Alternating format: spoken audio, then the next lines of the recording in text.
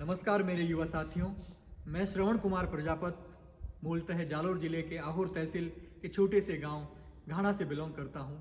राजस्थान की सबसे प्रतिष्ठित मानी जाने वाली भर्ती परीक्षा जो है प्रतियोगी परीक्षा आरएएस 2012 में मेरा चयन संपूर्ण राजस्थान में 564 रैंक पर हुआ। ओबीसी वर्ग में साथियों मेरी रैंक 199 रही। वर्तमान में साथियों मैं सहकारिता विभाग में एक अधिकारी के रूप में अपनी सेवाएं दे रहा हूं।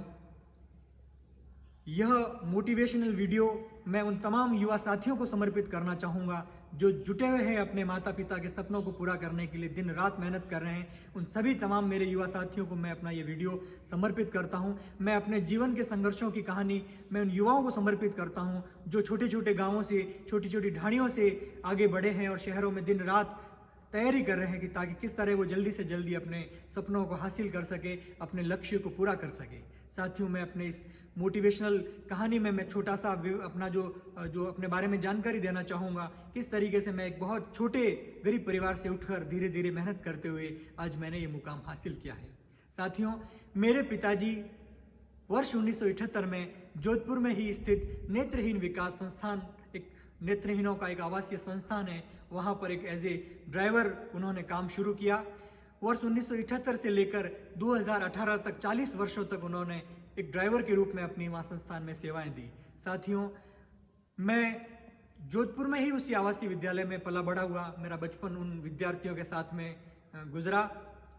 मेरी स्कूली जो शिक्षा है जोधपुर में ही हुई।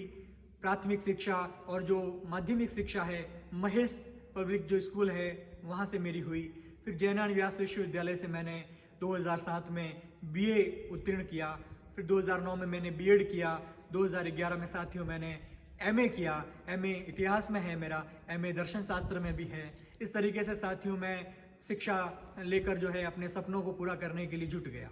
शुरू से ही साथियों मेरे पिताजी का सपना था कि मैं एक सरकारी अधिकारी के रूप में अपनी सेवाएं दूं, अपने समाज का नाम, अपने परिवार का नाम रोशन करूं। तो एक सपना जो अधिकारी बनने का जो था वो शुरू से ही बचपन से ही जो है एक मन में पिताजी कहते रहते थे कि बेटा तुझे एक आरएएस ऑफिसर बनकर एक बड़े उच्च पद पर जो बैठकर समाज की सेवा करनी है, अपने परिवार और समाज का, गांव का नाम रोशन करना है। साथियों मैंने उस सपने को पूरा करने के लिए कोई कसर नहीं छोड़ी, जी जान से जुट गया। शुरू से ही जो एक आग जो मन में थी, अपने जज्बा जो था अपने सपने को पाने के लिए, वो मैंने हमेशा से ही बरकरार रखा। सिलेक्शन जो मेरा आरएएस में 2012 वाली भर्ती में हुआ साथियों, उससे पहले मैंने जीवन में तमाम तरह के जो कॉम्पिटिशन्स होते हैं मैंने सारे दिए। मैं आपको जानकारी के लिए बता दूं साथियों, वर्ष 2007 में मैंने जब बीए कंप्लीट उत्तीर्ण कर ली थी, उसके बाद में साथियों मैंने कांस्टेबल की परीक्षा, ग्राम सेवक की परीक्षा, 3rd grade, 2nd grade, 1st grade, IAS, RAS, banking, तमाम तरह के एग्जाम्स मैंने साथियों सारे दिए, लेकिन इत्तेफाक से मेरा सिलेक्शन कहीं नहीं हुआ। लोग भी कहने लग गए थे समाज के अंदर, कह रहे तो इसकी तो किस्मत ही खराब है, इसके तो कर्म ही नहीं है सिलेक्शन के, इसका सिलेक्शन नहीं हो रहा है। मेरे जो हम उम्र जो साथी थे उनका सिलेक्शन अलग अलग एग्जाम्स में हो रहा था, अलग अलग ओहदों में वो जा रहे थे। सब लोग मुझे टोकने लगे कि इतना पढ़ लिया तुम लेकिन अभी तक सिलेक्शन नहीं हुआ। लेकिन मैंने कभी साथियों मन में हताशा, निराशा दिल में कभी भी नहीं आने दी। क्यों कि अगर मैं निराश हो जाता, मैं हताश हो जाता, तो मैं किस तरह अपने माता पिता के सपनों को पूरा करता। जो सपना मेरे माँ बाप ने पाला था कि मैं एक अधिकारी बनूं, अगर मैं निराश हो जाता, हताश हो जाता, तो उसमें सपने को कभी हासिल नहीं कर पाता। मैंने वो आग, वो अंदर अपने जुनून जो है पढ़ाई करने का हमेशा से ही बरकरार रखा और अपने मेहनत, दिन रात मेहनत करता गया। तमाम तरह की असफलताएं मुझे जीवन में मिली। मैं साथियों जानकारी के लिए बता दूं, मेरा जीवन में कहीं सिलेक्शन नहीं हुआ और जो पहला सिलेक्शन हुआ वो आरएएस की परीक्षा में जो है 2012 वाली परीक्षा में सिलेक्शन हुआ। लोग मुझे इतना डिमोरलाइज करने लगे, हतोत्साहित करने लगे कि इसकी किस्मत खराब है, देखो इतना मेहनत करने के बाद में भी इनका सिलेक्शन नहीं हुआ। लेकिन मैं कभी हिम्मत नहीं हारा। अगर मैं उस दिन हिम्मत हार जाता तो शायद मैं आज आरएएस नहीं बन पाता।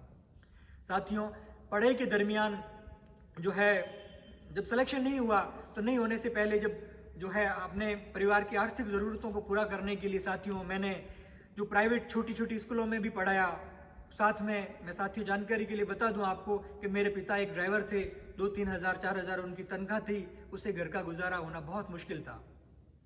मेरी माँ मम्मी जो है उन्होंने एक छोटी सी परचून की दुकान लगाई थी मेरे घर के सामने, ताकि वो छोटा मोटा सामान बेचकर अपनी परिवार की जो आर्थिक स्थिति में कंधे से कंधा मिलाकर मजबूत बना सके। तो मैंने पिता ड्राइवर, माँ जो है परचून की दुकान चलाती थी साथियों, तो मैंने उनकी संघर्ष देखा, उनके योगदान को देखा, तो मन में एक आग हमेशा, वो जुनून हमेशा जगता रहा। मैंने अपने कॉलेज के कार्यों में माँ के साथ परचून की दुकान में भी मैं अपना हाथ बटाता था। मैंने साथियों जीवन में उनकी जो दुकान पे सब्जी बेचने का भी काम किया, छोटी सी परचून की दुकान बैठता था, दिन में कॉलेज जाता था, कॉलेज से आने के बाद में मैं उस दुकान पर बैठता था और अपने माँ के साथ में उनका हाथ बटाता, ताकि 2 पैसे की कमाई हो सके और अपने परिवार की आर्थिक ज़रूरतों को पूरा किया जा सके, क्योंकि आय के साधन बहुत कम थे। इस तरह से धीरे धीरे जब मेरी बीएड हुई तो मैंने अपने बीएड करने के बाद में छोटी स्कूलों में पढ़ाना शुरू किया। फिर बाद में बीएड करने के बाद में मैं फिर जो बडली खेतेश्वर शिक्षण संस्थान है वहाँ पर मैंने 7 वर्ष तक जो है अध्यापन का कार्य किया। इस तरीके से पढ़ाई से मैं जुड़ा रहा और शुरू से ही आरएस की तैयारी में करता रहा।